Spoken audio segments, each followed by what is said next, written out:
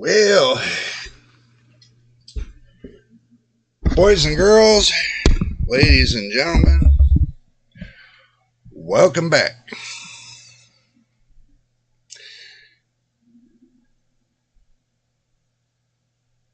Hopefully everybody can hear me well.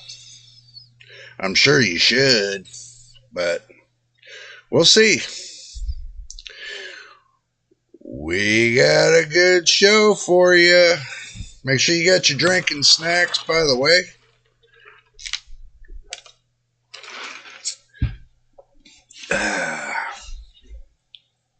I decided I'm going to start early since I got everything all set up and ready to go.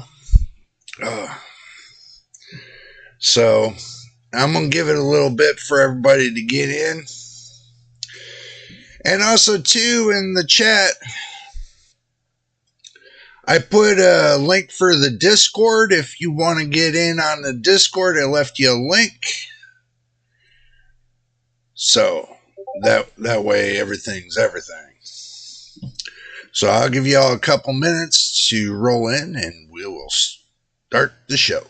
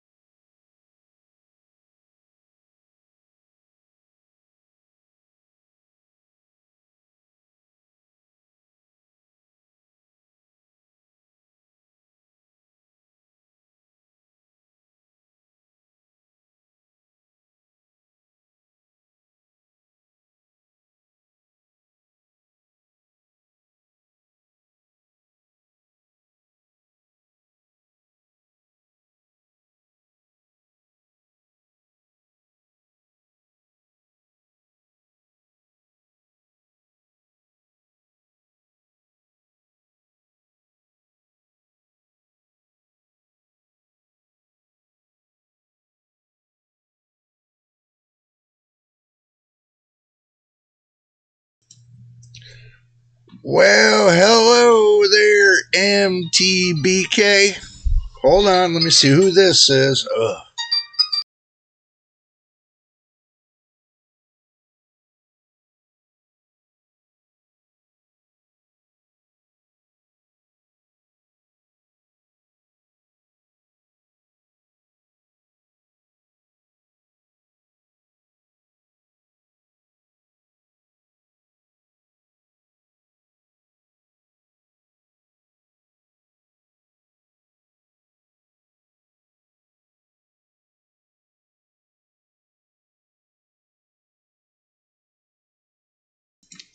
Well, that was an abrupt call. Alrighty.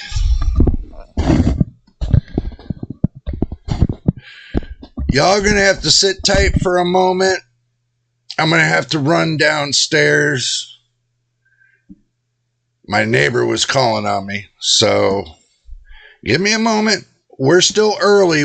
We're still 18 minutes early. So if y'all got any questions or anything, oh, thank you. If y'all got any questions or anything, just put them in the chat and I'll be right back.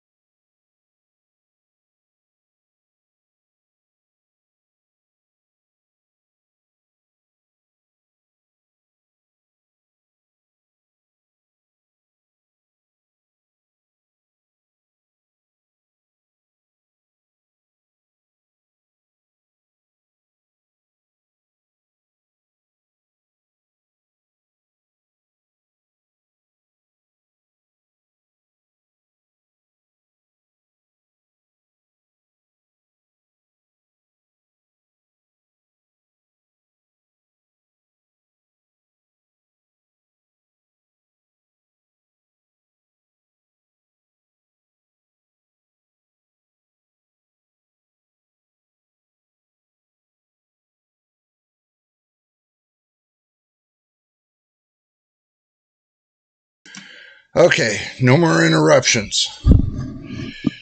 I got word too that that job I'm supposed to be doing, that's going to be coming up, and they're supposed to be, the property managers are supposed to be coming over today to see me, I guess. It's a job. It's an adventure.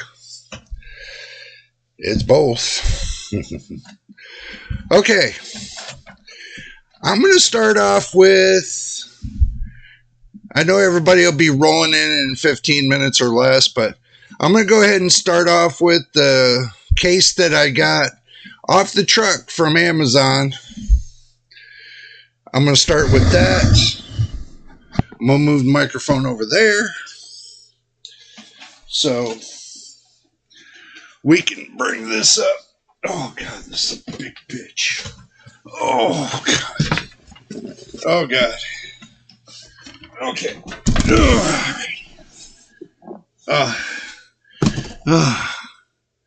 This is killing me, y'all. Yeah, let me try to move this microphone over a little bit. So that way I can see y'all's typing. Okay, this is the Mustex G08 computer case. Interesting case. But what I had to do was, just to say this, I had to actually take it out of the box. It's still a first time unboxing for y'all, but I had to make sure nothing was broken. The way the UPS guy threw this on the ground, I was just totally pissed off. He threw it on the ground, and it's like, dude, do you treat everybody's package this way, especially with it having glass on it? And he's like, yeah. Oh, moron. Oh. So I brought it here and had to take it out of the package and make sure nothing was broken.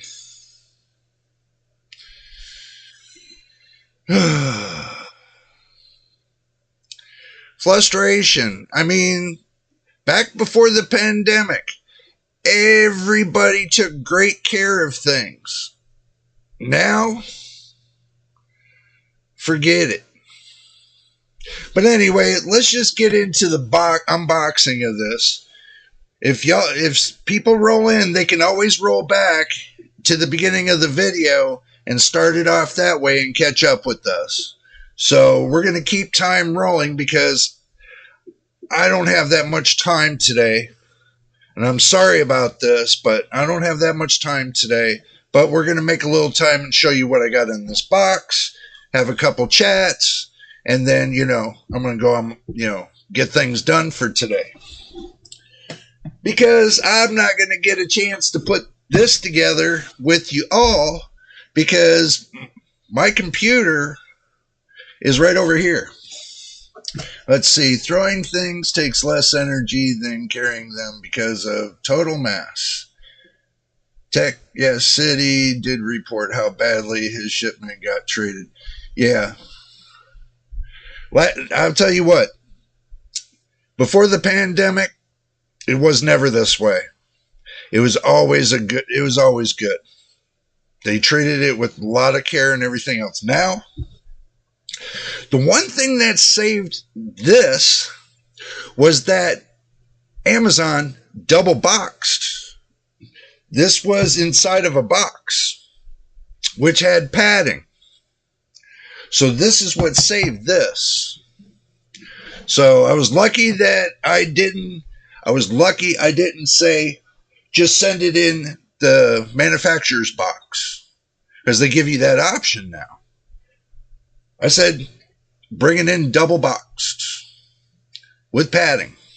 Glad I did. Right here, it was always this way, sadly. People prefer to clog the sink and drain instead of properly disposing of coffee grounds. Yeah, I know. It's not like something you can't turn over in the trash and shake it out really quick. And then, if there's little loose granules, then I can see that. And then you try to rinse them off and then, go about your day. I mean, a few little loose ones, that's fine. But if you're doing the whole thing and they figure, oh, my garbage disposal will take care of it. Bullshit. We know. I had to deal with people, when I was doing home repairs. I had to deal with all that. Drain clogged because of hair, soap, coffee grounds. Sometimes you even find like a steak and stuff like that in the drains. That was crazy.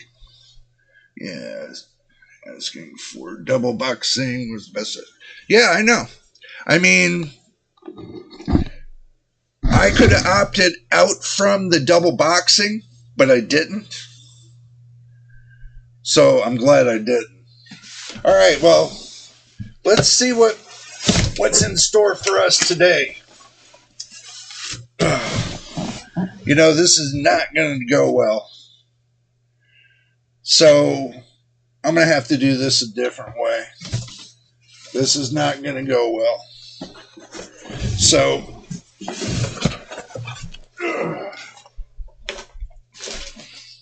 I'm going to do it another way. I'm going to turn it upside down over here. I need to get me a bigger space. I really do. I need to get me a bigger table, bigger space, and everything else.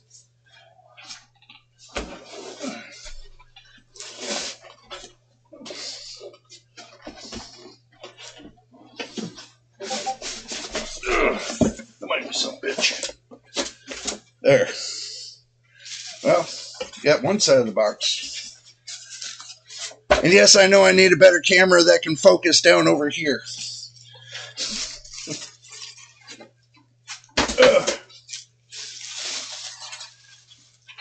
Let's see.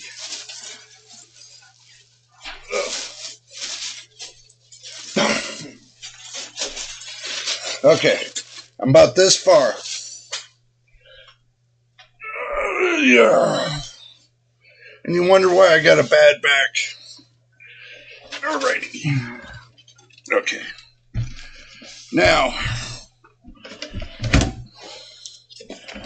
well, let's hope I can get this right. This leads to prejudice, and the only thing to make things work is to do it yourself. No more need with dealing with people, or at least less. True. That's pretty much what I do now. It's pretty much what I do now, my friend. Okay, let's go ahead and do some disassembling. We got the front cover here. We got knurls. I can already tell you what's wrong with this case. I like the one with the door that opens up. Y'all know what I mean? The one that opens up and you slide the door off and boom. I was really hoping to get a case like that. I thought this had hinges on it. But it don't. But it's got a handle. See the handle right here? Well, you probably can't see it. Right here, it's got a handle.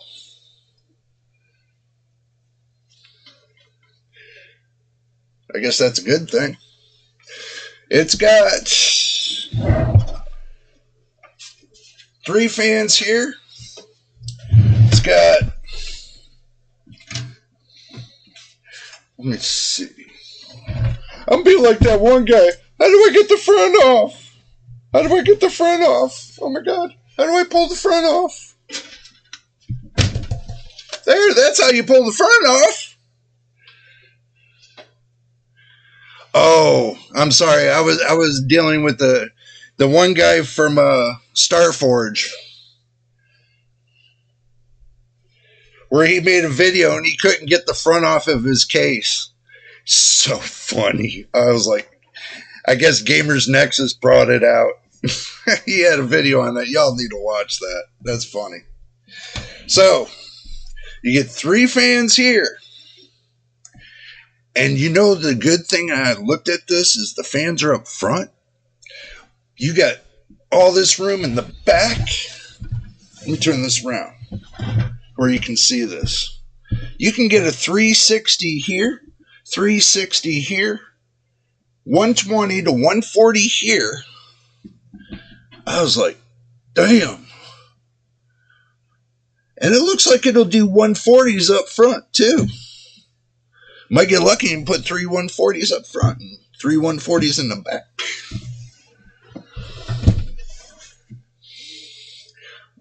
Nice handle. Well, even if you don't find any of them in the forum about this case, it might be hell to deal. Just tend to ask the manufacturer. Yeah. Starforge and Gibbers. Yeah. Well, you know what? Mustang did a really good job on this case here. I'm not going to complain. Be honest with you. I'm not going to complain about it. I mean, the screws, at least they do knurls on the screws. Some of the cases that I've been dealing with, they're just like flatheads and that's it. At least you can unscrew these.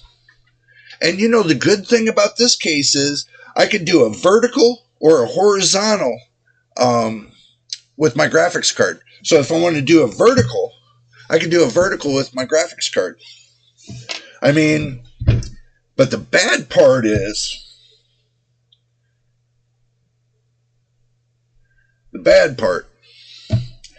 that they got extra holes down here, but there's no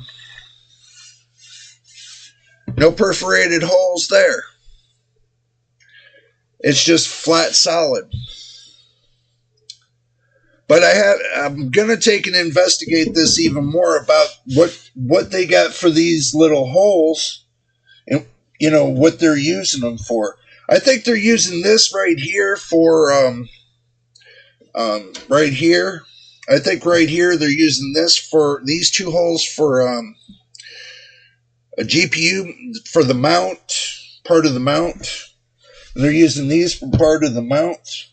I don't see, you know, holes in, well, I see 2 holes here, 2 holes here, but two holes here and 2 holes there.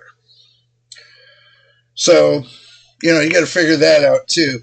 I'm sure one of these days, if I look in the book, here, let me take the back piece off. Look at that. Just slides the back piece off. I'm really sure that, you know, they got in the book. Look at this. I don't know. It's bad mamma jamma. I like how they did the wiring. You know, the wiring just like this. You know, perfect. So they give you a box, and I really like this. They got these in there too. The bay drives, because I have one 14 terabyte drive that I could just slide right in there.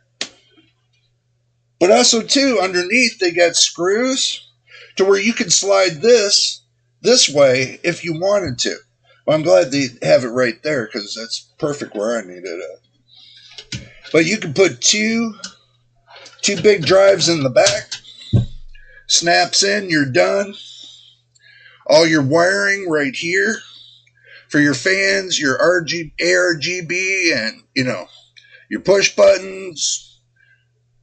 And you know what I really do like is that the USB that's up on top here is all 3.0 on the front. So you got USB 3.0 on the front. Yep. It doesn't have USB-C. Don't need it. I go from USB Type A to Type C.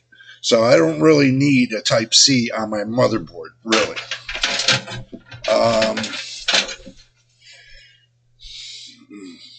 So your first impression might turn out positive under certain circumstances. I never had separation to the power supply.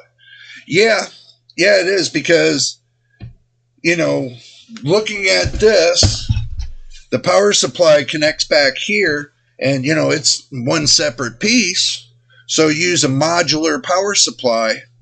You can limit the amount of cords that you have here, or if you want to make the, look really nice in the front, you can use,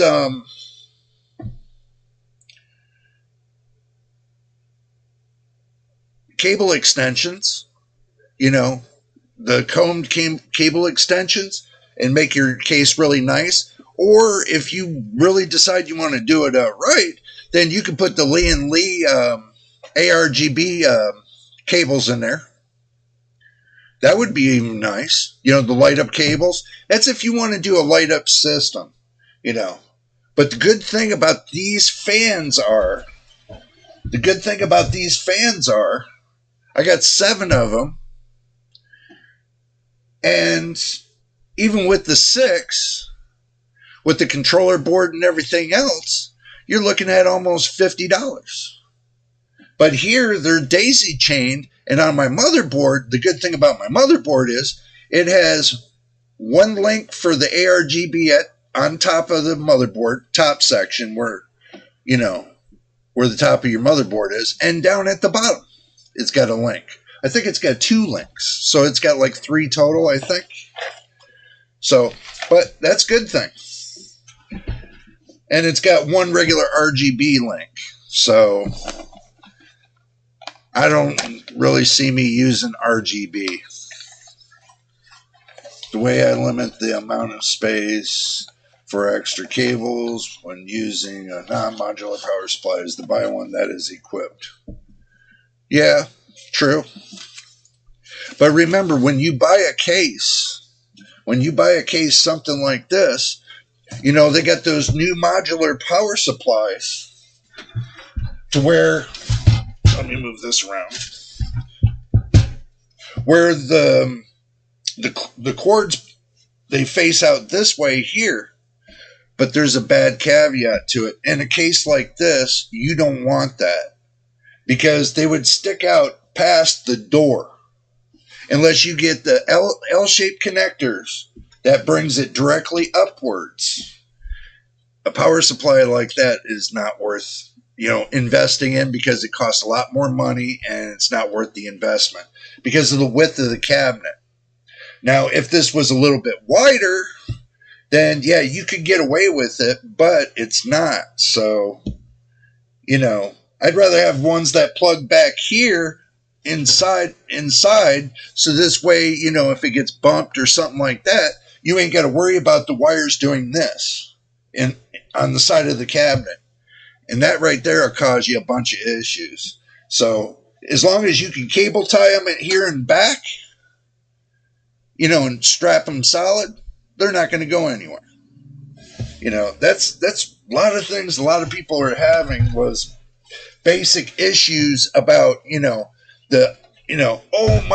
my plugs are coming undone. My plugs are coming undone.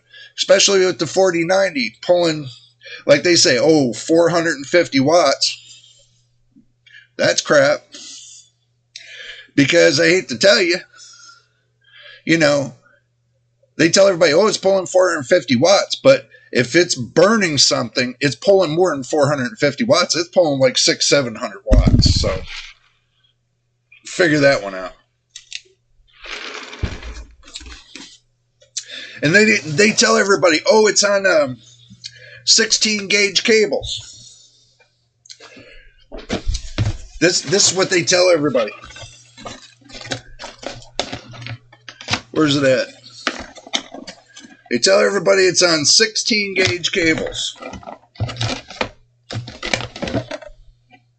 PCIe. There it is.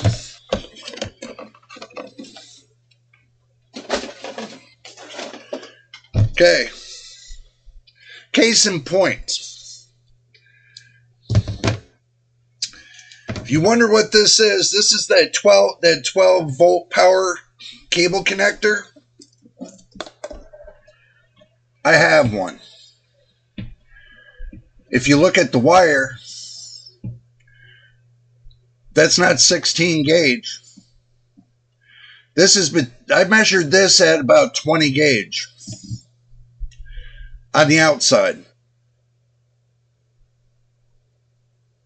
Now on the inside, it's about almost 22 gauge. So don't expect your 4090 to run off of something like this. And plus these right here, these are not flexible. This is hard wire. This is almost like rock solid wire. You know, I mean, you can tell the difference. You can tell the difference between. I'm glad I kept all this extra stuff because, you know, it's well worth it. Let's see. This one is PCIe. Okay. You can tell the difference between a PCIe cable, which goes to your graphics card. Look at this. This is the PCIe cable. Now, this is PCIe. This is the 12 volt high powered wire in this hand. Here.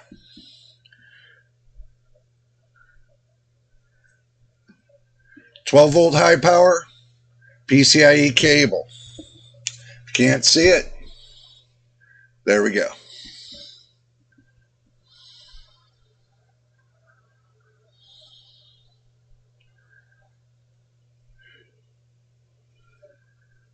Tell me that don't look the same. Tell me the width of these cables don't look the same. If you look at it, tell me the width of those cables right there. Tell me that don't look the same. Tell me if I'm wrong about this.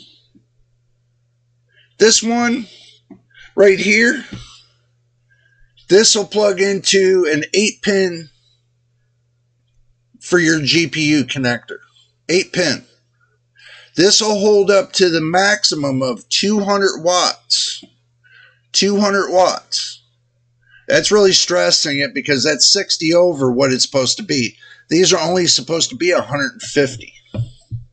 But they made these a little bit thicker than, you know, back then in the old wiring days.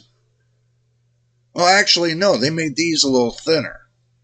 Back in the old wiring days, they looked a hell of a lot thicker. Those look like 16, those look about 16 gauge. These, on the inside of the wire, it's about 22.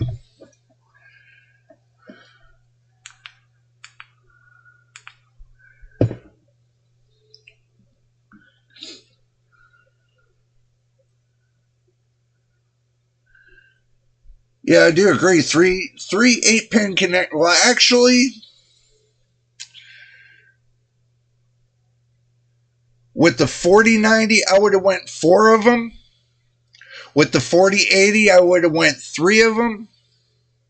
With the 4070 Ti, I would have went with 2 of them. And the 4070, I would have went with 2 of them. Just to let you know that. That's just my opinion.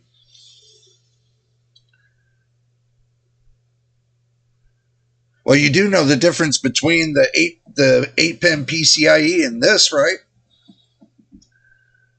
This one here. If you look at the center connectors, this tells you everything. If you look at now, this 12 volt is smaller than this. These holes are smaller than this. This is your 8-pin. This is your 12-pin. The holes, here, I'll bring it close. See the hole difference? That tells you the pin difference is different. That means the pins are smaller. Right there. The pins are smaller. That's the whole problem. That 12 volt plug, that's the whole problem with them, is the pins are too small. It's basically like putting a fuse in your car. Putting a 20 amp fuse in your car. What happens? The center of that fuse burns when it pulls too much power, correct? Well, guess what's happening with the 12 volt power cord? Same thing. The pins are too small. Oh shit. These pins are way too small. They're acting like a fuse. And they're burning on the inside of these plugs. I'm surprised they haven't caught it. They're saying that plugs at the power supply is the problem. They just ain't. And even if, see, they say this right here was the problem, that it's not plugging in correctly. Okay? Even these look bigger than these pins. Look. Look at on your right there, and look on the left. The ones going to the power supply are bigger than the ones going to the GPU. It's common sense. It is straight common sense, people. It's right in front of you.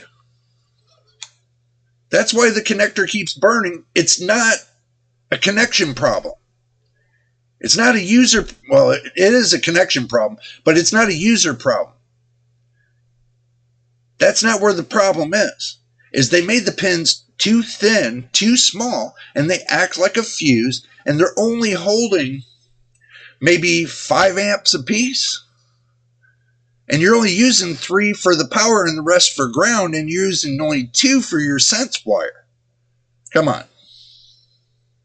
That's how it's constructed. They got 3 power wires, hot wires. They got the rest ground wires.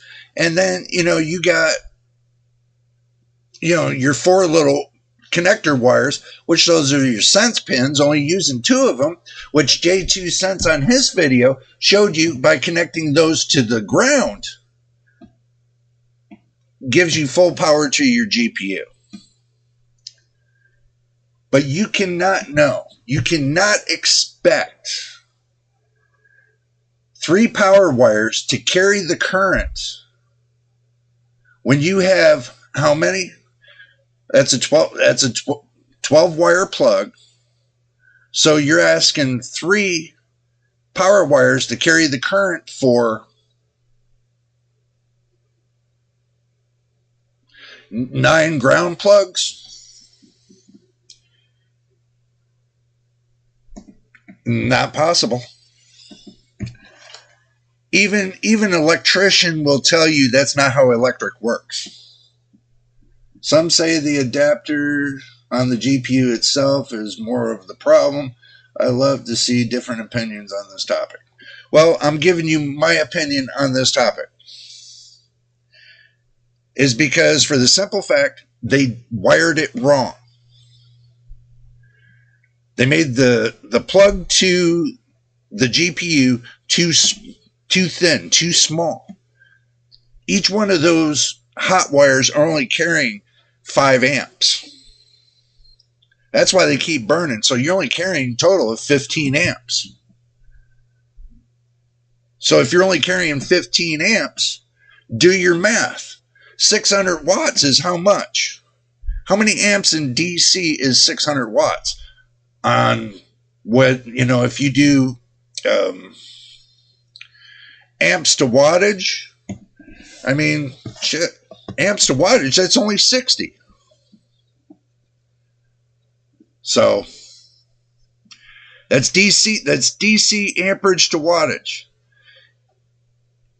It's every 10 amps for every 100 watts. So you're pulling 60 amps off of 3 wires, which only pull 15 amps. So you're missing about, 45 amps of draw? That's stupid, dude. I mean, this is what drives me nuts, is they didn't figure it out yet. Yes, I remember that it is 65F over ambient. Electricians would design it a better way if not limited their bosses. Yeah. Take those cords to an electrician, have an electrician design it for you. I mean, that's the answer to the equation. And I'm sure an electrician out there would agree with me with the smallness of those wires. They would tell you the small of those wires being at 22 gauge, they wouldn't even trust it with 1 amp, alone 5. So in the box, you got your box of screws and you got your book in there too. So now that's this musty case. Y'all can find it on Amazon if you want it. This is what I'm going to build in. So I'm just going to put everything right here because I know that's coming up soon. I'm going to move my keyboard back so I got room. We'll push it right there for now. Now we can do this Q&A thing. And move everything around.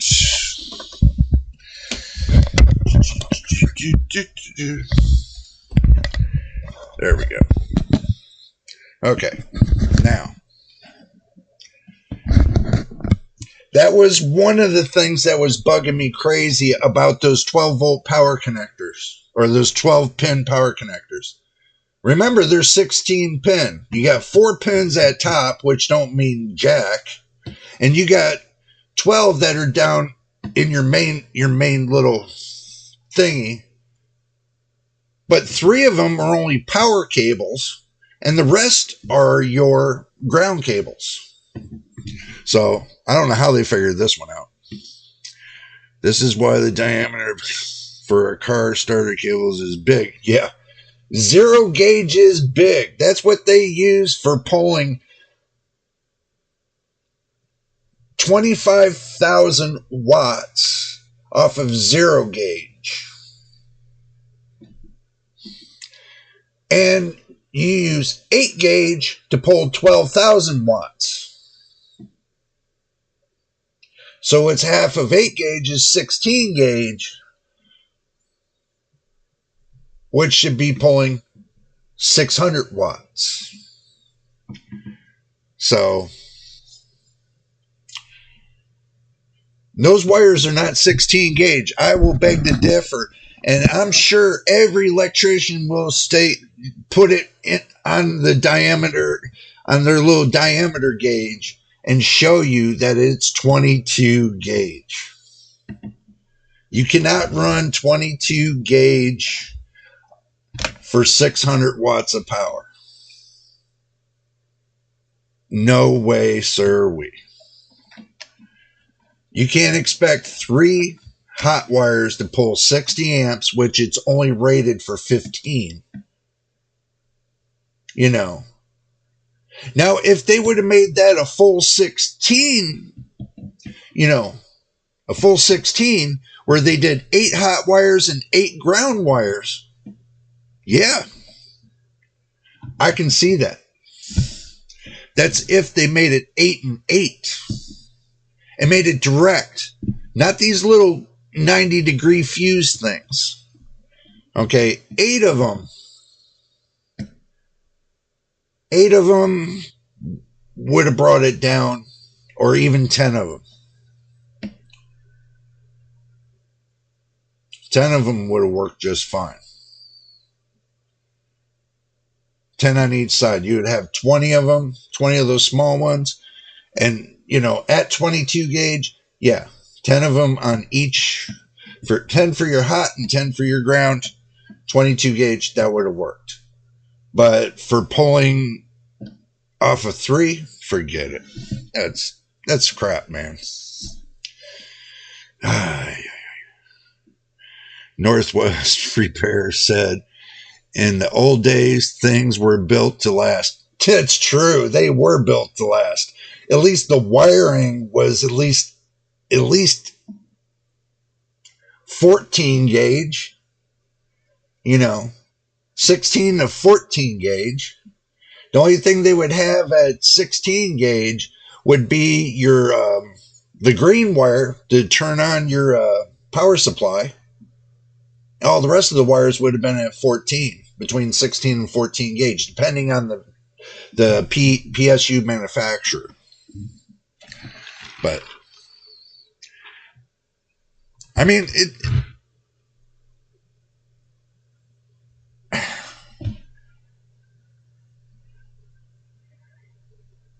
no one gets mad. He says no one gets mad. Well, if they don't build it like they do anymore. And yes, me, as many years as I have doing this, it pisses me off to see all this new crap.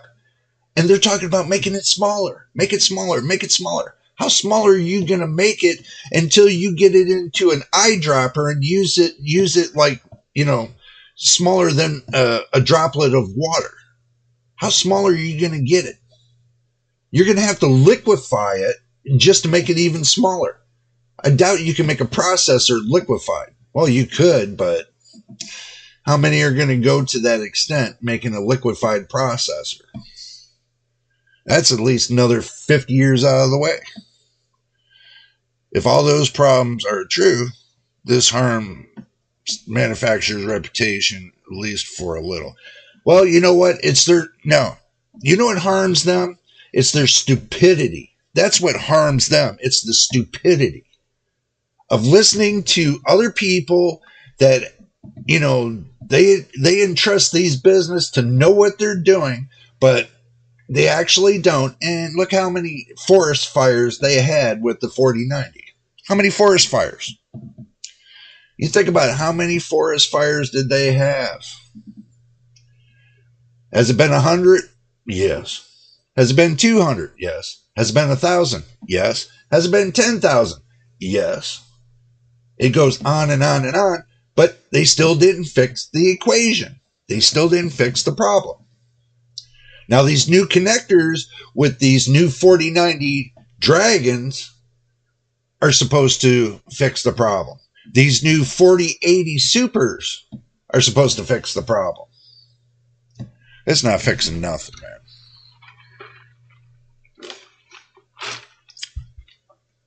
No, it's because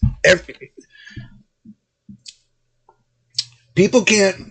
I understand what you're saying. It feels like people cannot buy something valuable for their cash anymore. Yeah, it's true. You know why? The simple fact, like they said for years, when they open up the floodgates to do free trade with China, is that over there, in order for them to save on cost, they cheaped out on every little thing they've built. Now, in the U.S., when they built stuff, it was built to last. That was the whole philosophy. But now that they barely make anything in the U.S., it's all from China. No. It's more or less known as broke on the first day. And I mean that, broke on the first day. That's why I try to look so hard when it comes to buying PC parts from other countries, like Taiwan, Japan, and Taiwan, I said Taiwan, Japan, different countries. But it seems like everybody on Amazon keeps buying from China. That doesn't cut me much leeway unless I start getting back channels and who I can buy from. So I'm gonna have to look into it a little bit deeper, and look at the back channels and see which companies I can order from. other than ordering from China. They always had a motto in the United States: if it ain't broke, don't fix it. But you get it from China, if it's broke, fix it. So that's what it come down to, my man. That's what it come down to. Oh, also too, I see some people left me, messages on the videos. Okay, I did tell everybody by the first of the year that I wasn't going to answer the, type in on the video, the messages that are left on the videos anymore. I'm going to decide to do it every Saturday on the live stream, so that way, I'll voice everybody out. So, okay, so I got one from Machine. I think that it will stay at 120-bit bus with the same spec as an 8 GB card and sell it for $349. And we're talking about the 7600 XT, the one that they might or might not come out with. I'm still hearing that, rumors that they're going to be AMD is going to push it out. The 4060 Ti 16 GB would be faster, but would cost $200 more. Yeah, true. So, just let you know, if they're going to do a $349 card for the 7600 XT, that would be interesting. And MTBK asked me, so effectively the performance they promised their products is not available yet. That's right. The performance that they tell everybody that you're getting all this performance. If you remember going back last year when AMD cracked out and says the performance on the 76 or the 7900 XTX is going to overcome the 4090, and they started shilling NVIDIA about it. And then when they put it out, it underperformed. So it was right in the performance of the RTX 4080 back then. Everybody was shaking their head and, looking at, thinking about what AMD's doing. It was a massacre. It was a complete massacre. And then, everybody said, oh, I'm staying NVIDIA and this and that. And then when NVIDIA started changing their prices, in order to meet the cost of, over there for TSMC, then everybody was looking at NVIDIA saying, oh, you just jacked the prices up. I'm not buying nothing from you. Y'all remember that stuff. So, it's back and forth, back and forth, back and forth. It's never ending. No matter what these companies put out, somebody will complain there's something wrong about it. So hell or high water, if you're getting best performance out of the hardware that you bought from any company and you're happy with it, then just game and be happy with it. Simple as that. Don't worry about what company it's from.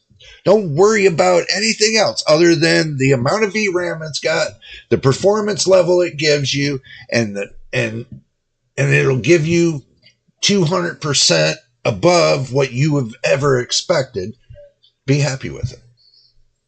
That's why everybody shills me about the 4070.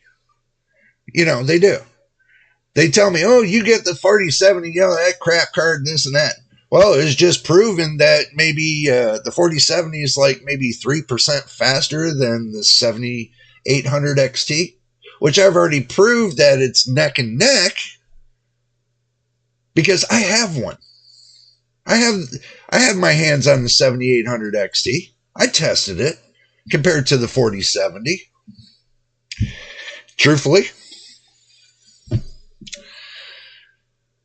4070 is going to take it, especially with ray tracing.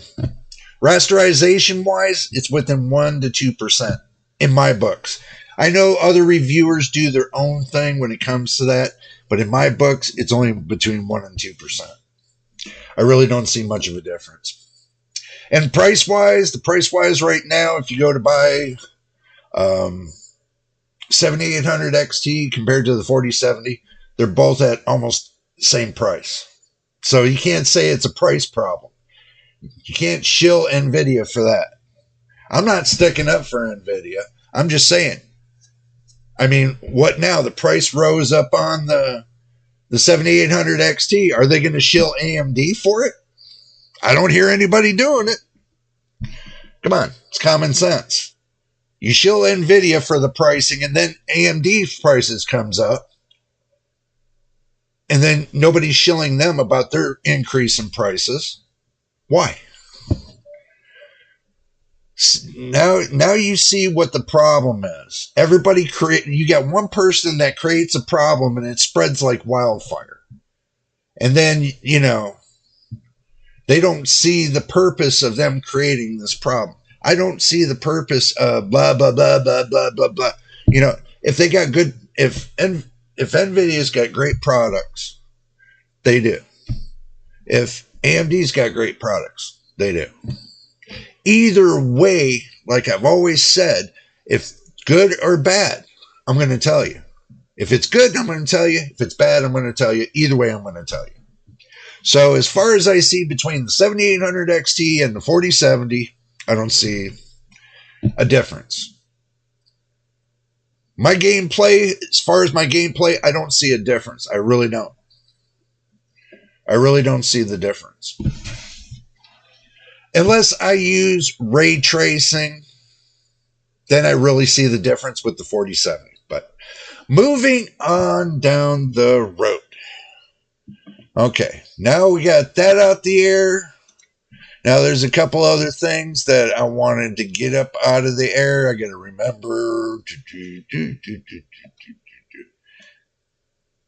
Oh yeah, somebody was talking to me about core count the other day. They were talking to me about the core count between the 7800 XT and the 4070. But they couldn't understand, well, how come NVIDIA has more cores than the 7800 XT? But you got AMD keeping up with the same performance. What's the problem? Well, here's the conclusion to this. Let me explain this really quick so you understand this. One, I figured out what that problem was. They have the GPU locked at 200 watts.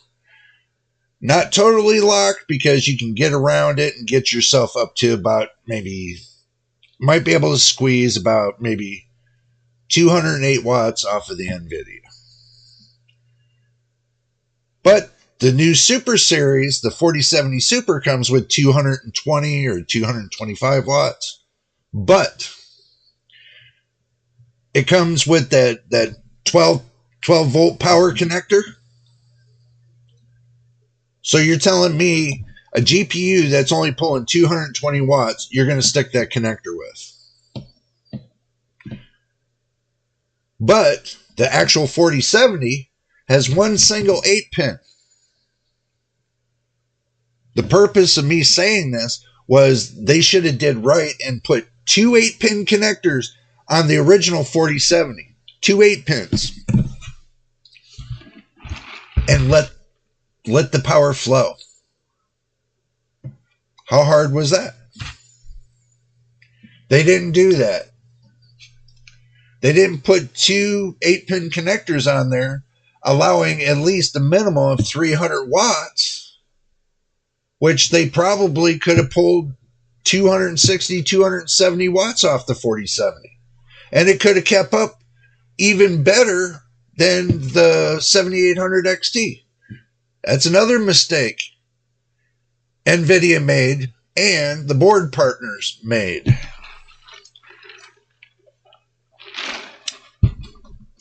Instead of letting the consumer control their own power and putting a max threshold on it, which could have been 260, 270 watts, they decided to put one 8-pin connector, put you at 200 watts and tell you that's all it's going to get.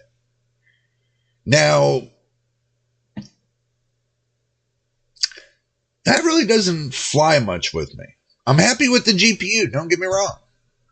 But it would have been better if they would have put two 8-pin connectors on the 4070. Would have been nice. Like they did with the 7800 XT and let that flow out to be 260 to almost 270 watts. How I know that? I done posted y'all a video, a little short 2-minute video showing you that it was doing over 260 watts for the GPU, but it was staying at 44C. Just to let you know that. If you look closely at the video. But nobody did. Because nobody said nothing about it. That's the whole thing. Whole purpose of me showing that was to show you that. It wasn't to show you the FPS. It was to show you the power rating. The power rating of the processor and the GPU.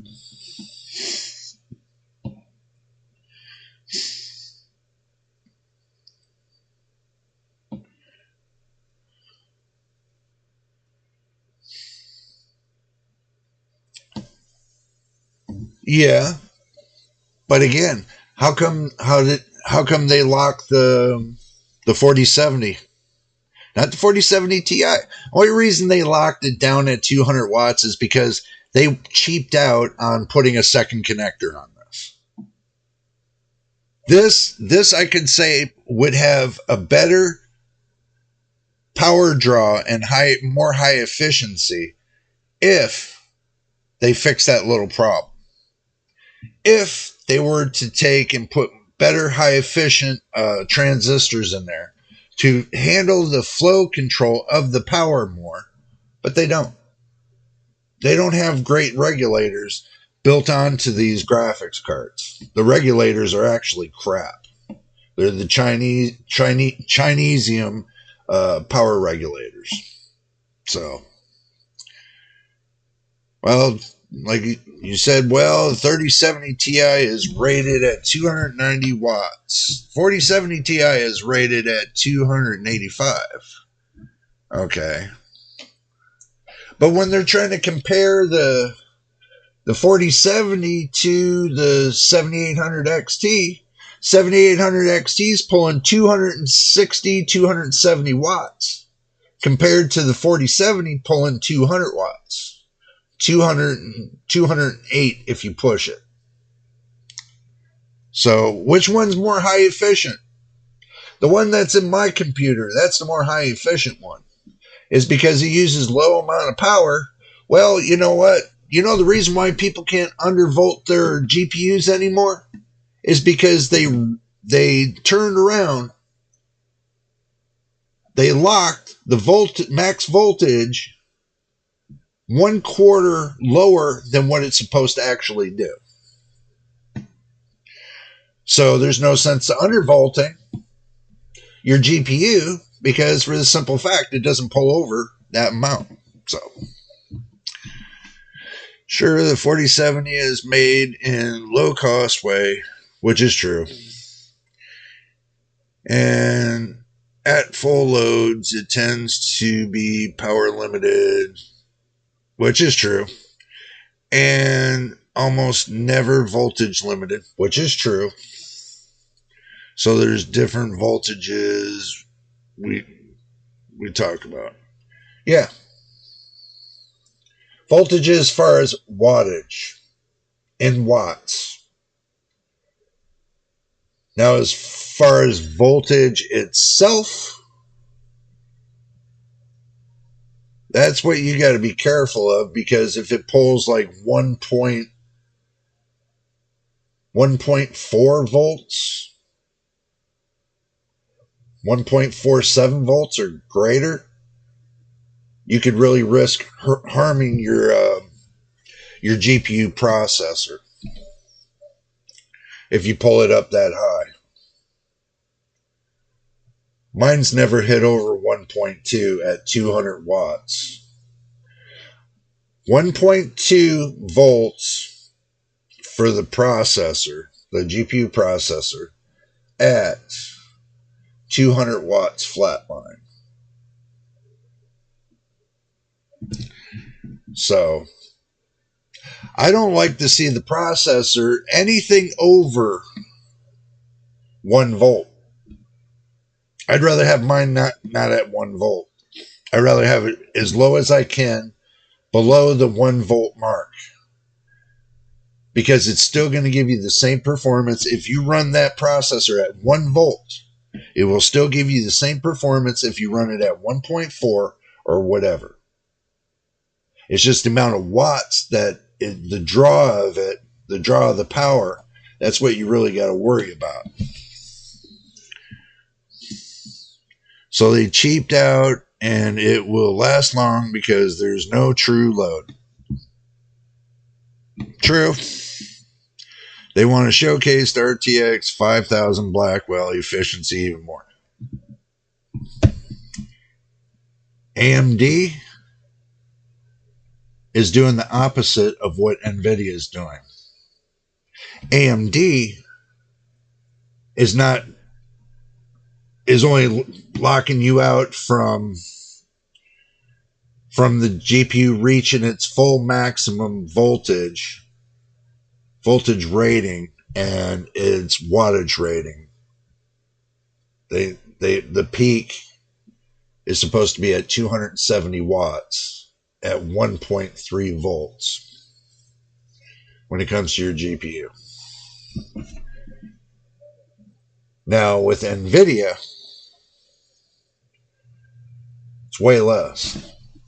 So when you take away that little bit of wattage, that 60 watts, that 60 to 70 watts, you could have been pulling from your NVIDIA GPU.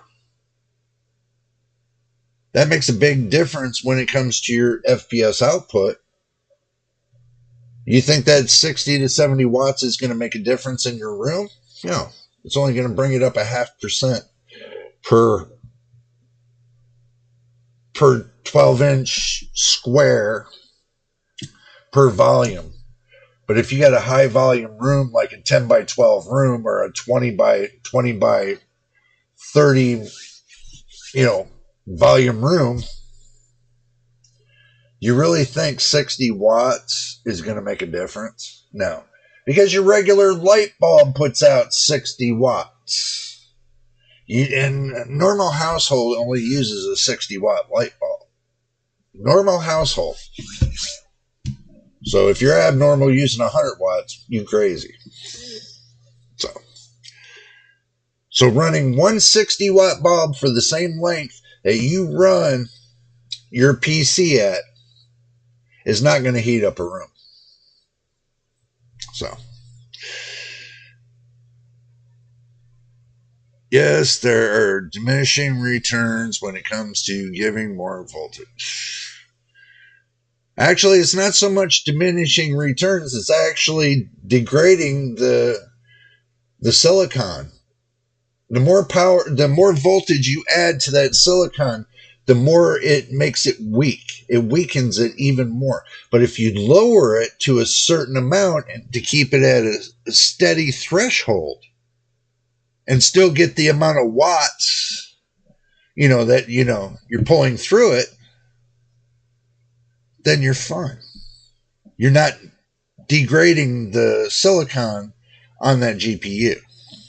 So, architecture does most of the performance per watts. Improvements, margins are good enough. Some complaint seems justified. It always does. I'm not complaining about it. That's the thing. I'm just talking about it. That's all. I mean, my 4070 runs great. I ain't got one problem with it. 7800 XT I just got for the Christmas build, they're not complaining about it. They love it to death. So, two happy campers. You can't go wrong with that. So it is justified on my end, but everybody else might have a different opinion on it. And it might not be justified on their end. But it is on mine. So far, so good. Temperature-wise, it doesn't matter much because people have to have nice air circulation anyway to get rid of the CO2 and air humidity. Yep, that's true. Electromigration is low and most CPUs last several decades, but still, it is a little annoying. Yeah, it is. Well, example. Look at a Xeon processor. We were talking about this earlier. The Xeon processors.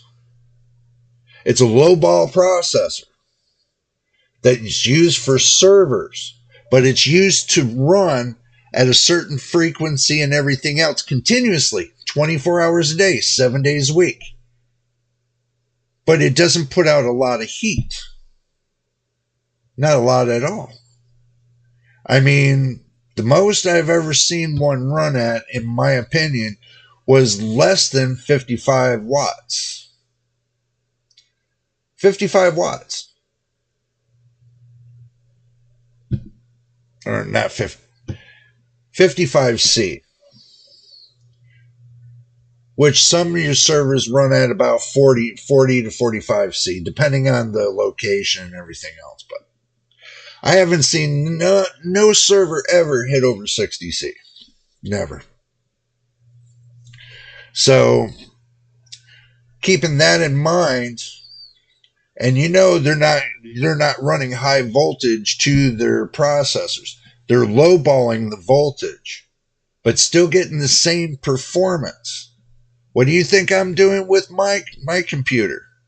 I'm undervolting my processor, lowballing my processor. And that does what? 40 to 50 watts? And that's on the heaviest gameplay that I got with this system.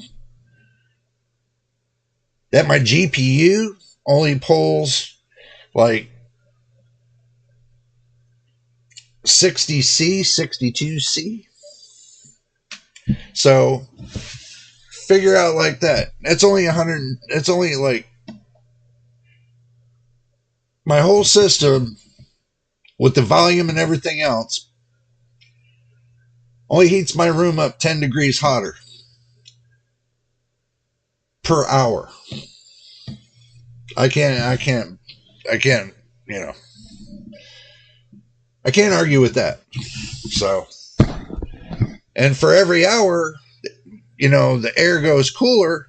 So really it's push come to shove when it comes to heating. I don't have to worry about heat in my case. Now, when I get this one done, this one right here, this is going to have AIO cooler. So this is going to be on AIO, not air cooler. I'm running that John's Bow air cooler. I think it's a 1700, something like that.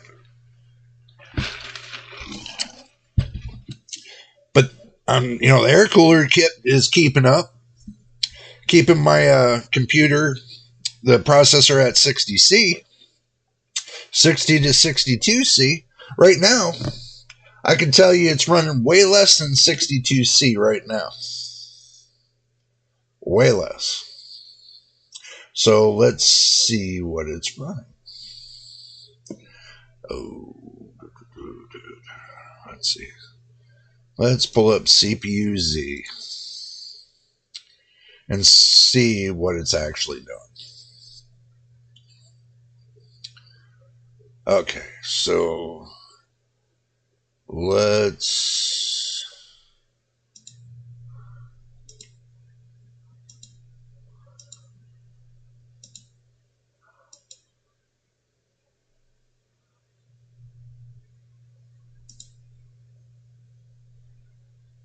Oh, not CPU Z.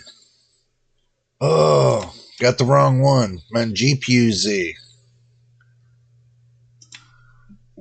My bad. Pulling up the wrong one.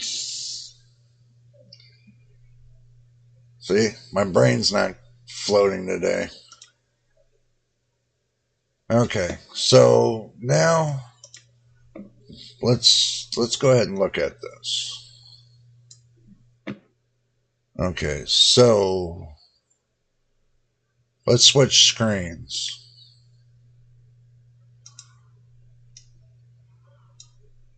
All right. Now, as you can see here, my GPU temperature is running at 30.6 Celsius. Okay. The hotspot's running at 34.4.5. Okay. Memory temperature is only at 42 C. Okay. My memory temperature is hotter than my graphics card right now. My fans are only running at 73%. I always run them between 70 and 80%. Board power is only running at 36.6 watts. GPU chip power draw 21.4 watts. MVDDC 11.2. The SRC power draw 15 watts. SRC voltage 12.5. PCIe slot power 12.4. You know. So the PCIe slot power is running at 12 watts. Okay. 8-pin power connectors only running at 24 watts. Power consumption, TDP, is only at 18%. GPU voltage, very good thing, 0.9450. Not even 1 watt. Not even 1 watt. CPU temperature is at 40 C. And I'm only using 7 gigs of RAM for my system memory. For the system RAM. So as you can see, boom. It is what it is. Now, with me running OBS and everything else that I got in the background, it's still running idle. So do keep this in mind. It's running idle. So I'm uploading to YouTube and running OBS at the same time. Got this camera going, but I'm still running at idle. You see the difference? There's a big difference in this. I got it to the point where it runs at idle, gives me minimal temperature. I could take and stream all day long if I wanted to. And it pulls no power. You go to somebody else's PC and look at how much power it pulls for them, and then you wonder, what's he doing? How does he do that? Well, it's all in how you do things. Your GPU voltage limits is 0.845 volts, but bad cooling, of course. A laptop compared to a desktop solution.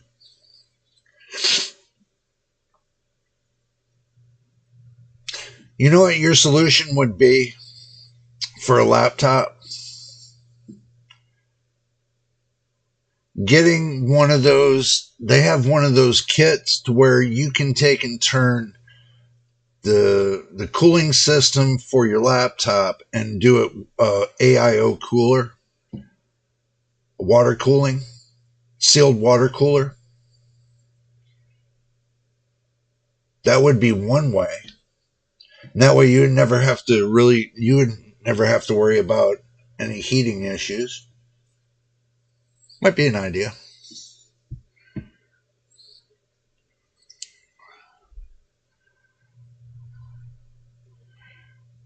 4070 power states are fine, and you can take advantage out of it. Yeah, of course.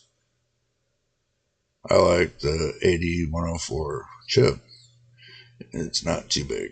Yeah, I agree with you. It's not. It's not at all. But if, there's ever one time you might want to run a regular graphics card on your laptop, if you got USB 3.0, you could run. They got a little thing to where you can take and plug it in from your USB to your graphics card, to a discrete graphics card, just to test. And if you run it off a USB 3.0, somebody told me this already, you can have yourself an external graphics card playing big games off of your TV. I heard about it. I was like, that would be so cool. That would be so cool. Maybe one day I go for a graphite pad. No more maintenance.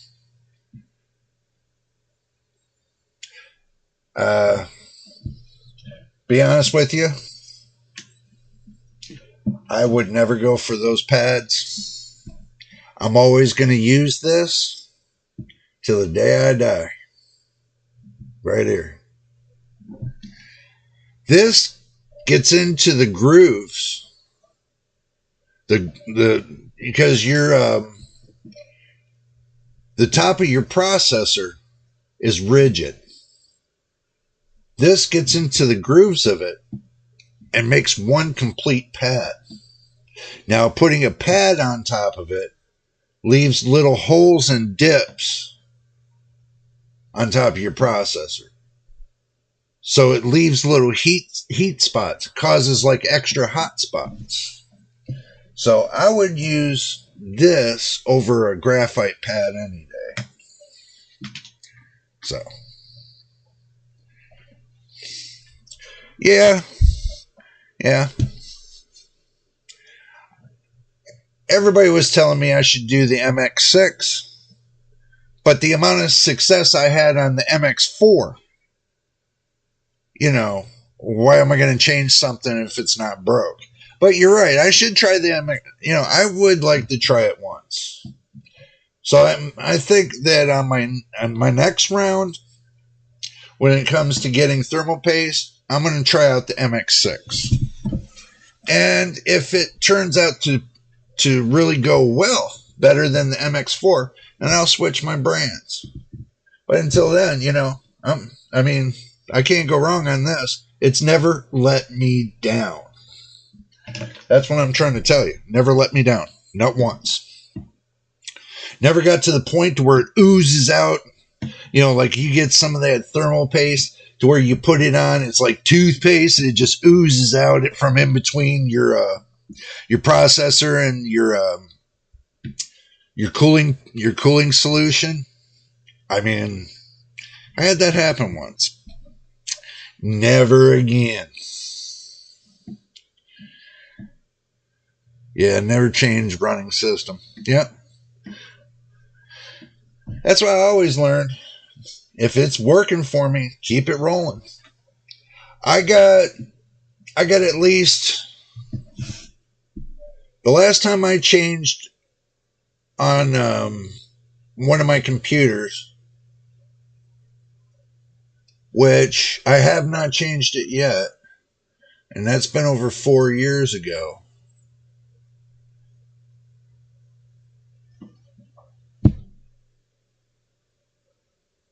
The temps still run the same. You know, I just think it's everybody's just like nitpicking about every little thing, when it comes to this. Oh, this is better. Use liquid metal in this. You use that liquid metal. You might as well just throw your computer away. Why do you need liquid metal for? Really? Because you can't control the heating issues in your computer? Well, start with your BIOS. That's the first place to start, is your BIOS. How you got it set up and everything else. If you got it cranked to the hill in your BIOS and you're expecting it to cool itself off, it's never going to happen. You're just wasting your time. You're wasting your money. You're wasting your time by overclocking your processor and expect it to perform to its 300% margin, which is never going to happen. That's not how silicon works.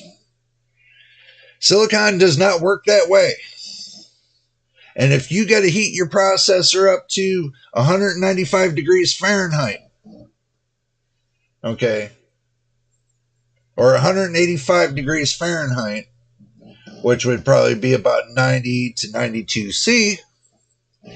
So I really don't think that's worth it. You're going to kill your processor at that degree. I don't even like when mine goes over 60 degrees Celsius, which is 130, 140 degrees Fahrenheit. I really don't like that neither. So I once managed to let Intel stock cooler pre-installed thermal pads run dry once. Then the cooler ramped up more and I changed it after a little more than 2 years. Well, yeah. I mean, but with this stuff here, I can tell you I'm getting 4 years off of it. And by the time I go to change it, it's still wet in between. So I'm not going to complain about that. If it's wet in between and I'm changing it and you look on it and it looks like it's covering all the way around, the substrate all the way around. Let me give an example.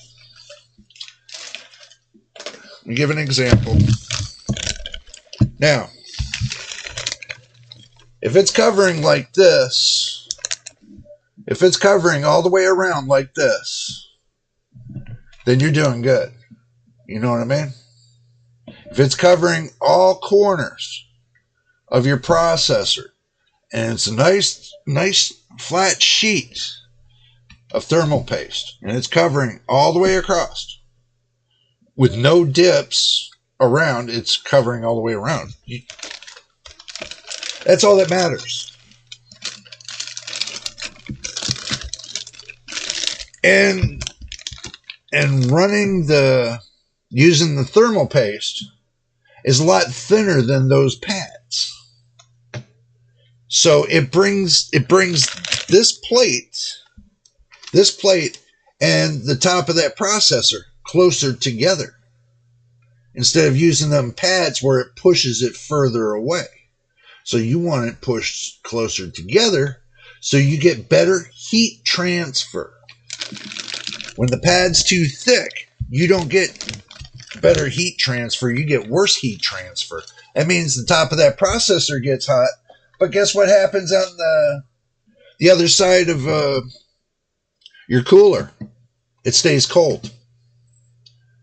And you're wondering why you're having heating issues on your processor when you can't feel no heat coming out of the radiator of your cooler.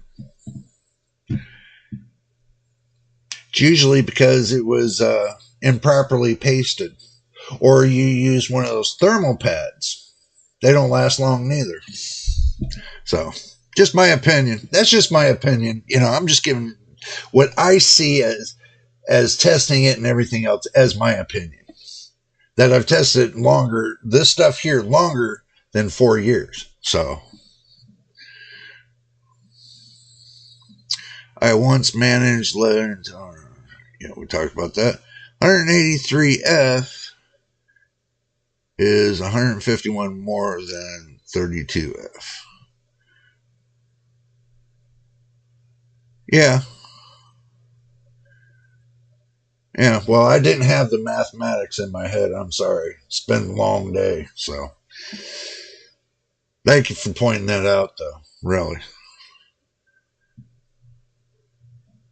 So, but actually, if I really wanted to look at it like that, if you wanted to go down this road, okay, so if we wanted to go down that road, we can go F to C. Okay, so going Fahrenheit, we go the max I've ever had. Let's see, 151. And actually, 151 degrees Fahrenheit is 66.11111 degrees Celsius.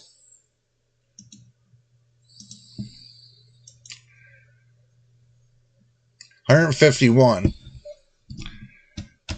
is this. Celsius. That's by a computer calculation. Yes. I agree. 193F is 89.44C. Okay. Still, that's way too hot. Still, way too hot. I mean,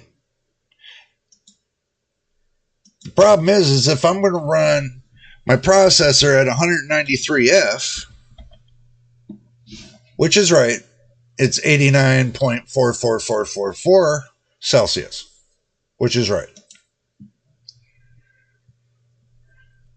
But are you going to run, and ask yourself this question, are you going to run your processor that hot? I don't think so.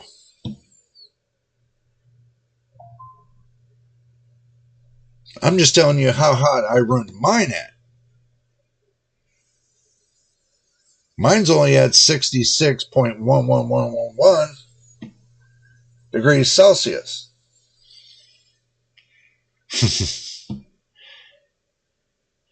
If I make a mistake, crunching numbers, headphones. Don't worry about it. It's all good. I just wanted you to understand that's about how hot I would ever run my PC. Is nothing hotter than 62, 63.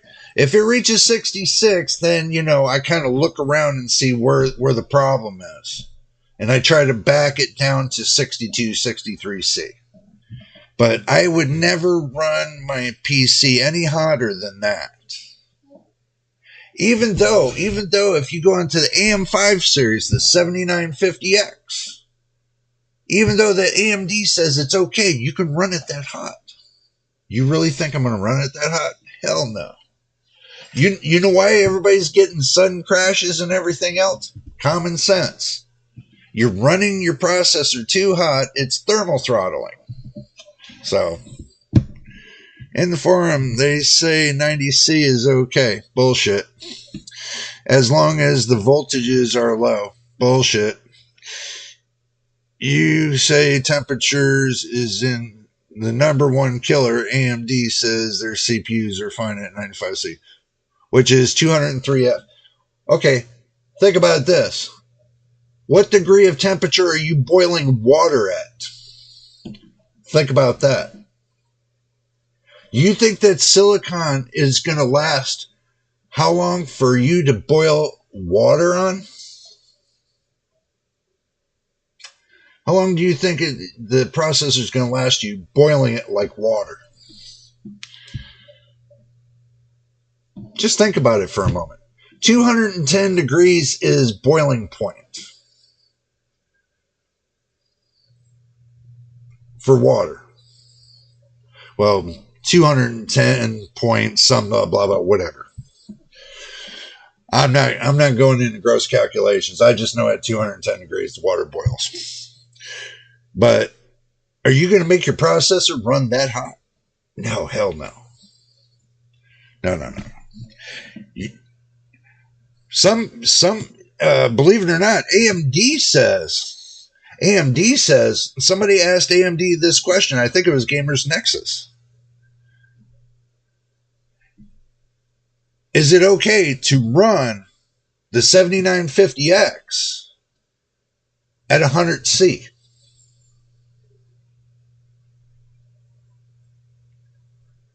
And they said yes. It's no problem. So,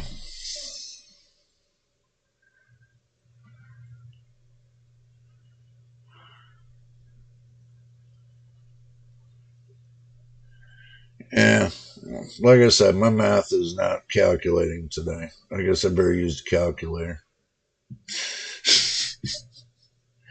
But you see the point. That's the whole point, man. That is the whole point right there. Is that you're not going to run your silicon that hot. If you do, then it's basically you're going to separate. It's going to separate like this. And like they said, I think it was Intel that said this.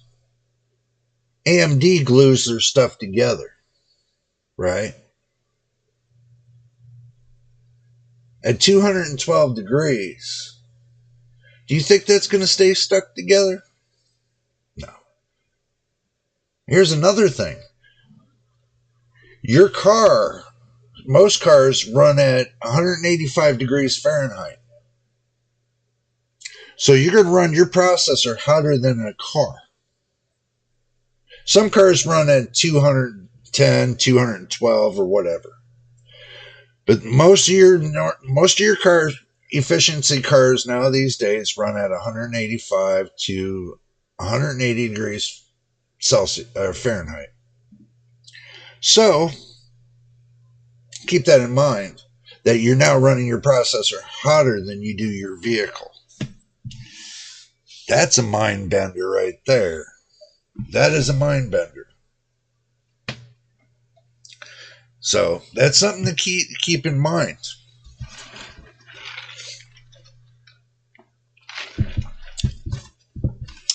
But anyway, the way it's going to work for Monday, the 8th at 8 a.m. my Pacific Standard Time, my West Coast time. I was told by a couple people that NVIDIA was going to do 8 a.m. on January the 8th, that they were going to do a presentation, but it was an animation presentation of Jensen on the 8th about the new graphics cards coming out. That's what I was told. And on the 9th, they were supposed to follow up with some other stuff for AI and stuff like that, blah, blah, blah. And then you got the 10th, 11th, and 12th. I think AMD and Intel are somewhere in between all those twos and everything else. But AMD was supposed to shell out the 7600 XT. And then somebody said that the 7600 XT was going to be canceled because AMD is already doing the 6750 GRE. That's what was said. Think about this for a moment. Are you telling me that the 67 or the 6750 GRE is the 6750 GRE? I think it is. Okay, so you're telling me the 6750 GRE is a little bit faster than the 6700 XT, which I heard that. That even if you do a 6700 XT, so now you're going to do a 7600 XT.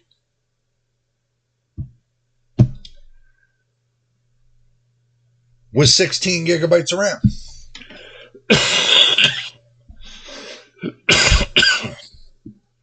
That was supposed to outperform the 4060. The 4060. Not the 4060 Ti. It was supposed to... people said the 4060. So, it was supposed to be the 7700 XT. Was supposed to outperform the 4060 Ti. That's what I heard. So, you see how much the rumors and leaks and everything get spread all around, that nobody knows what's going on, is because these AMD, Intel, and NVIDIA, they're not saying nothing. They really haven't said much for the last couple months. They've been keeping everything under the wraps. So, it'd be nice to find out what they got cooking. We're going to find out on Monday to see what they got cooking. But I can tell you what's going to be going on Sunday, since today is Saturday, but I'm going to tell you what's going to be going on Sunday. Sunday, I'm going to have to make a separate video on this right here, because I have to pull my PC apart to put everything from here into here. So what I can do is I'll try to film it if I can. I'll try to film it and save it for y'all for Sunday, so that way I can post it to you on Sunday. Just let you know what's cooking. So Sunday I'll try to get that video out to you. If I don't, and I don't get it done on time, then we'll try to get it. We'll get it in there somehow. You know, we will try to get it in there somehow. But I'm just letting you know what's happening. It's going to be a little bit kind of crazy. Just to let you know that. Most likely not. But RDNA 3 is 17% faster than the RDNA 2. So the sooner we get modern tech, the better. In 2015, I expected to wait 1 year for 10 nanometer Cannon Lake. Yeah, I know. And get better graphics as well. Yep. How far did that turn out?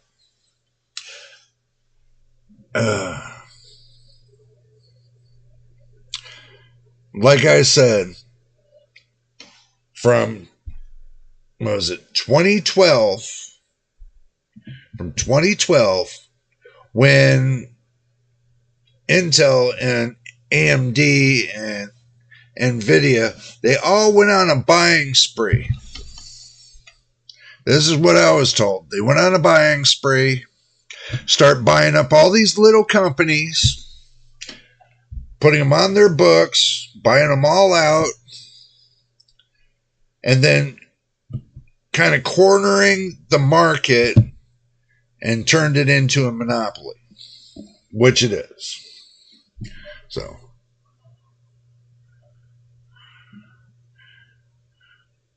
all we got is more L2 cash. Yeah, true. True. Oh, God. It's like forever. They would go up to 2 megs of L cache, then 3 megs, then I think they stopped at 4. 4 megs of L2. But now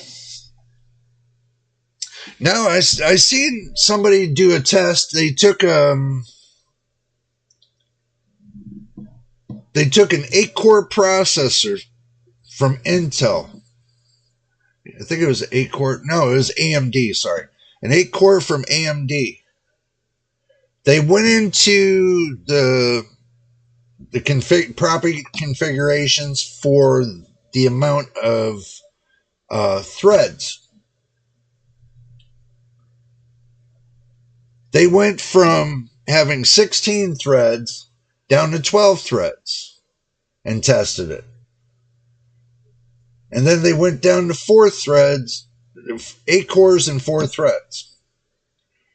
got a higher score than the 6-core 12 threads. So that tells me right there, Windows hasn't changed jack. It's still based off the monopoly of 4-core and 8 threads. Nothing ever changes. Since people love nanotechnology, they will upgrade less frequently. Yep. If the technology changes, yep. They just brought out GPT-5, I think.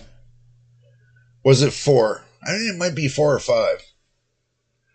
I haven't even seen 1, 2, and 3. So, and that's in the last couple months. So, I'm sure they'll be up to GPT-10 soon. So, we just got to wait for it.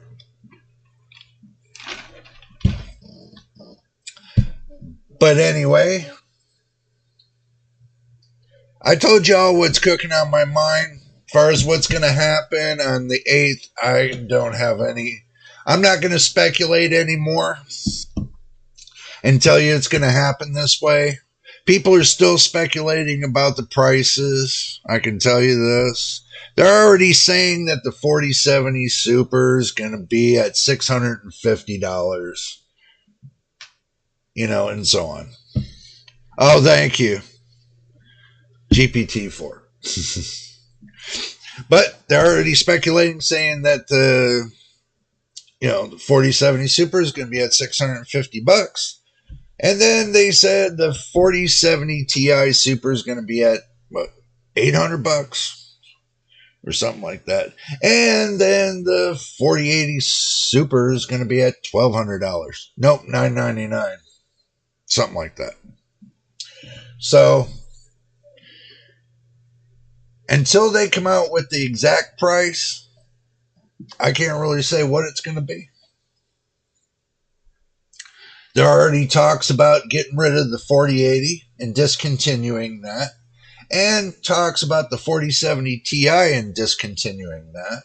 So if you got your hands on those already, well, God bless you for it. But the 4070, they're going to keep online, so that tells me they're going to keep it at a price point of $550, and they're going to keep a $100 gap in between the 4070 and the 4070 Ti.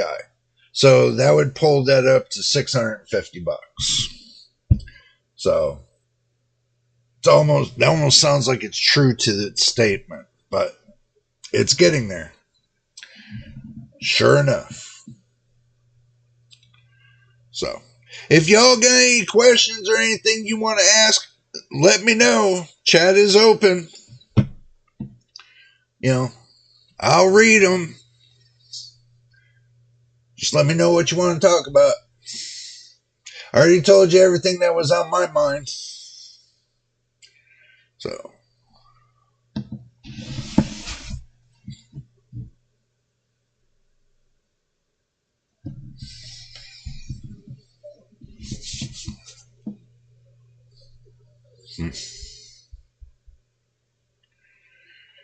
And welcome everybody that came in. Welcome to the stream.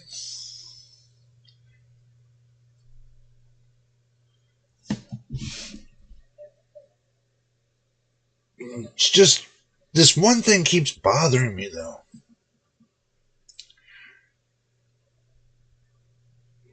The question is why?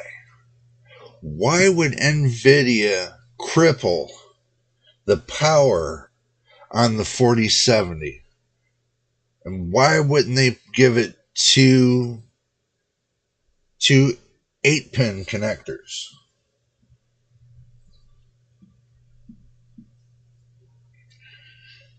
Is it the matter of money? Not when they're taking a RX 580 and putting 16 gigabytes of VRAM on it, a 580. I thought it was a hoax in the beginning, but no, they're making them in China. RX 580, 16 gigabytes. It's like $300 and some. What's the sense of buying it when you can go buy a 16 gigabyte for less price? I would imagine. I love YouTube shorts. Would be nice to see more of those. 4070 is 70s class, so efficiency is everything. But if I wanted to be efficient, right, I would have told NVIDIA or AMD, give me a half-cut down GPU with barely any power usage. Give me two 8-pin connectors, only draws out 70 watts. And you know they would have. And didn't hesitate to charge you the same amount that they're charging you right now for the 4070 Ti. Point and proven. 4070 is a great GPU. I told you it's going to be on its own in its own class until AMD decided they wanted to get their hands in the action. Then they put the 7800 XT, which almost breaks even. So I just don't get it anymore. I really don't. I really don't get it anymore. They're selling us half the efficiency.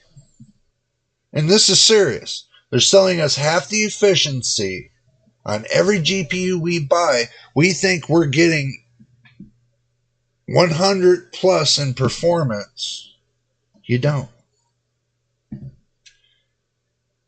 I wanted to see them break bad and do 200% or greater of the performance.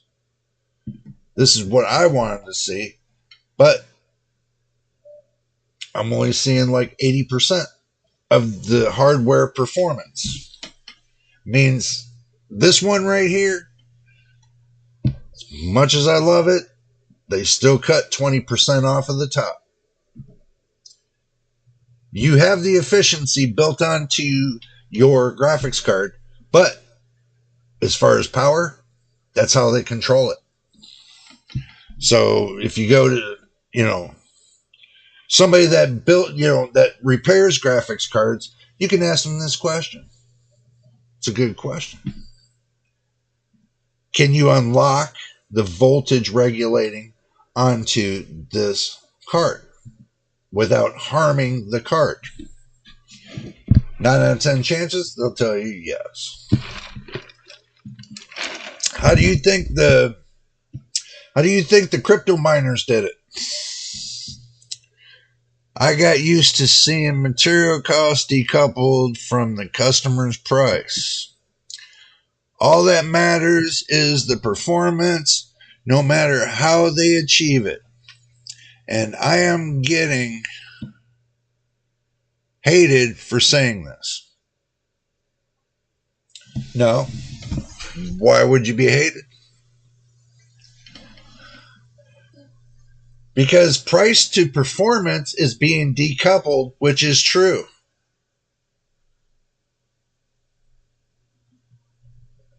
You're getting price to limited amount of performance. That's what you're getting. You're getting price to limited amount of performance. So if they limit your performance and you can't go any higher on that GPU, and you get a different GPU, but you can go twice as high, which way are you going to go? You're going to go with the one that has the highest and the best amount. Simple. But all the graphics cards that they build them so cheap that they don't have the right power regulation on them in the first place. They're all under regulated power power transistors that's on these GPU PCBs. So that's the reason why. Yep, because they want to go to Northwest Repair, because they blow them up every time because they overcrank them in power and everything else, and they don't say the truth. But Northwest Repair already knows the reason why they come to him is because they overcrank the power and they pop. There goes a memory chip. There goes an IC regulator. There, it's a non-ending battle. He's making good money off of that too, because everybody keeps throwing their GPUs at him, saying, I blew it up because it was either NVIDIA's fault or AMD's fault or Intel's fault. It was somebody's fault other than theirs. We know this. So, yeah. Well, I have not yet seen Northwest fixing any RTX 4070 so far, which is true. I've seen I think I've seen a 4090 or a 4080, but I've never seen a 4070. Not yet.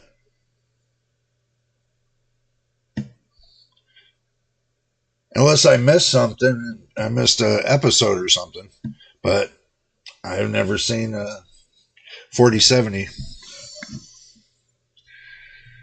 So I would have to join his Discord server, I guess. Well, that's up to you if you want to join his Discord server. At that rate, it might take centuries to get the performance we desire. But DLSS 10 full neutral rendering in 2040 maybe. Like 2060 maybe. Because that's about the route that they're working at, and it's not getting any better. Because if you look at the performance charts, it goes from 1 to 3 to 4% overall in an average. We're only moving up 1 to 3 to maybe squeeze out 4% every time they come out with a new generation. 1 to 3 to 4% for every new generation. How many generations you got to go through just to get up to the 1,000% mark? Why are games that are out on the market today overpowering the GPUs? Why are games out there today overpowering the CPUs? That's it. That's the whole hint. Hopefully you didn't miss it. That's the whole hint right there. Why are games overpowering your PC? And you're supposed to have the fastest PC in the world. But these games are overpowering it. Why? Games are overpowering the 4090s. Why? So you asked yourself that question. Why is this happening? And why do we got to keep band-aiding the freaking problem every time it comes about? New game comes out, band-aids. New game comes out, more band-aids. New games come out again, more band-aids. How many band-aids you going to put on a game before you get tired of it? Think about it.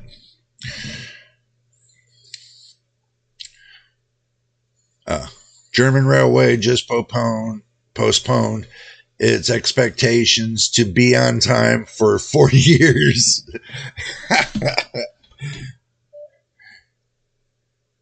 2070 instead of 2030. Damn. Now you see the problem. Now you see it right there in a nutshell. Why does it take so long to get to that next best thing? Well, let's see. If NVIDIA pushes everything out in January, AMD pushes everything out in January, and Intel pushes everything out in January, what's going to happen in February? What's going to happen in March? What's going to happen the rest of the year? Especially when they say Blackwell's not coming out till 2025. What then? What do they got in store for the rest of the year? If they're going to push all 3 of their Super Series out, what do they got left? What are they going to milk the 4050 and a 4050 Ti and milk it all the way till the beginning of next year? I don't know, man. This just sounds childish. It just sounds stupid to me. So, I don't know. I mean, you would think they would have had a full year plan, other than, their employees leaking stuff out to,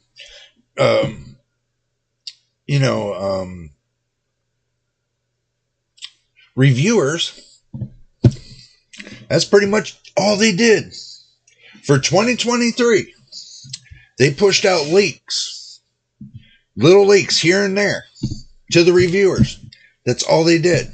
In 2023, how many reviews when it comes to GPUs and CPUs and all that, how many actual reviews were happening there in 2023?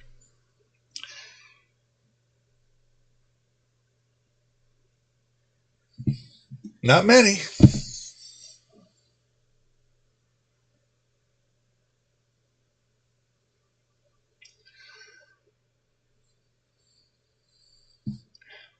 Something to think about. If we're lucky, ADA, instead of them calling it ADA, it should be called ADHD.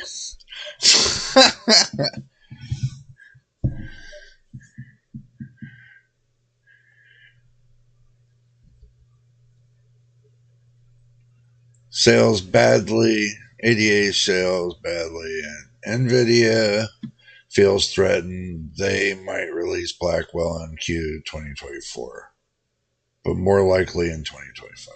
Yeah. I think they're going to push everything in January, maybe something in February, but they might keep it as that and just let it roll till next year. They might put more of their focus towards AI than anything. So that's pretty much what it's coming down to. But anyway, I know I'm cutting the time short a little bit, and I do apologize to everybody. I got a lot of things I got to get done today, and I got some people that are going to be coming soon. I wanted to wrap with y'all really quick, but don't forget, we do got January the 8th at 8 a.m. Make sure you set your alarm clocks for that. And, you know how it goes. And I'll try to do my best to get a video out. Me transplanting this to this. I'll do my best trying to get a video out. So, the mathematician ADHD. Yeah. Pretty much, man. Pretty much. I mean, PC computer just got, into its own realm at this point. It's just getting worse and worse and worse when it comes to getting new parts and everything else. You might as well just call like a GPU ADHD on legs. So, that's something to think about. So, but anyway, I am going to get up out of here. I do have the things I got to take care of, but I do appreciate y'all coming out today and sticking out with me and checking out this right here, this PC case. But I'm going to say this. I do admit, I'm going to say this, when it comes to products, I'm not going to let y'all wait. I'm not going to let y'all wait 2 months for me to show you these products. When they come in, I show you immediately. I put everything on the side, and the product I show you up front. That's just the way I am.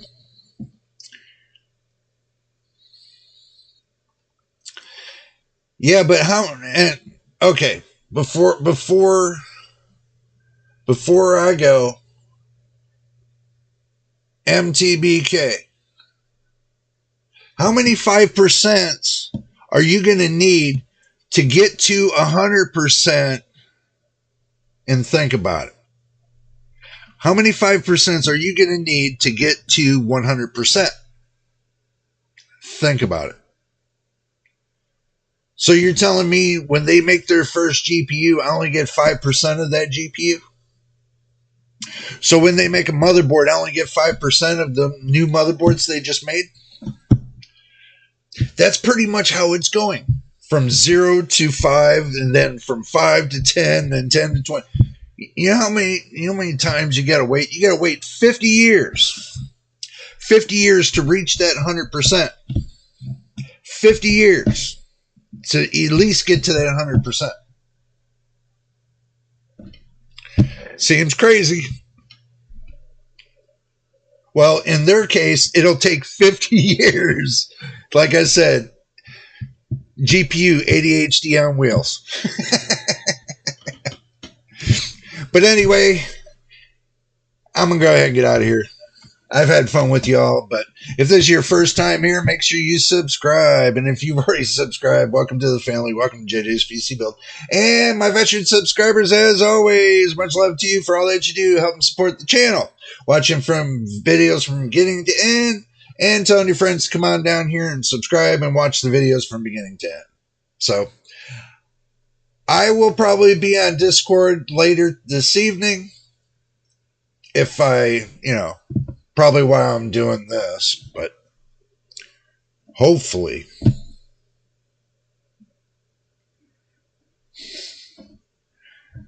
Yeah, that's pretty. I turn on the music and I just start rocking and rolling, man. But the thing is you know how YouTube is, it can't play music, but anyway, until the next time in the next video, you know who it is. And we'll see you on January the 8th. Don't forget, 8 a.m. And we'll see you on the next video.